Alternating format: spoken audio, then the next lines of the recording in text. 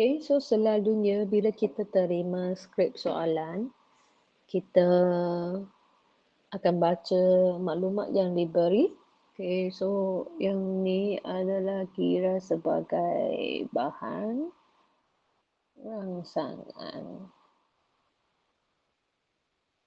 Okay, so selalu untuk bahan rangsangan, kita tidak digalakkan untuk mendapat sebarang idea daripada bahan rangsangan untuk ditulis dalam jawapan. So, yang ni adalah pantang darang dia. Okay, so bila kita dapat skrip soalan, lepas kita meneliti bahan rangsangan, kita jangan terus jawab. Okay, so kita baca dulu soalan A, baca dulu. Soalan B, baca dulu. Okay, jangan terus jawab soalan A. Okay, baca dulu apa yang diperlukan. Okay, so kita baca. Apakah tindakan yang boleh dilakukan oleh Agon, okay, untuk mengatasi sikap lewat ke sekolah. Okay, lepas tu yang kedua, kita baca mengapakah penting untuk seseorang individu mematuhi masa dalam kehidupan seharian. Okay, so kita baca lagi. Jelaskan kesan jika seseorang pelajar tidak mematuhi masa dalam kehidupan seharian. So kita dapati apa? Kita dapati bila ada tiga soalan ni adalah berlainan watak. Okay.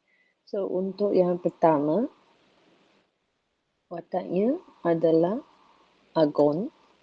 Okay. So Agon merupakan watak yang ditunjukkan dalam bahan rangsangan. Lepas tu, kedua, wataknya adalah siapa? Okay, wataknya adalah seseorang individu. So, apa yang ditanya itu adalah tentang seseorang individu dan bukan Agon. So yang C, kita baca lagi. Dia berkaitan dengan seseorang pelajar. So kita boleh nampak apa yang untuk satu set soalan ni, satu set ada 3 kan, untuk yang soalan pertama ni, dia sudah tanya 3 watak yang berlainan. So yang pertama Agon, yang kedua individu, yang ketiga seseorang pelajar. So semua benda ni kita perlu peka, sentiasa peka. So apakah teknik menjawab kita?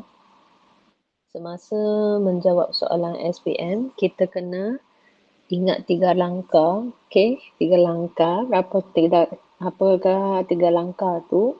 Okay, so yang pertama, kita perlu tahu tentang kehendak soalan.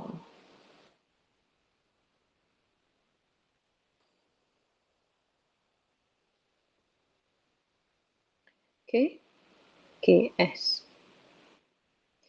So yang kedua, peruntukan markah.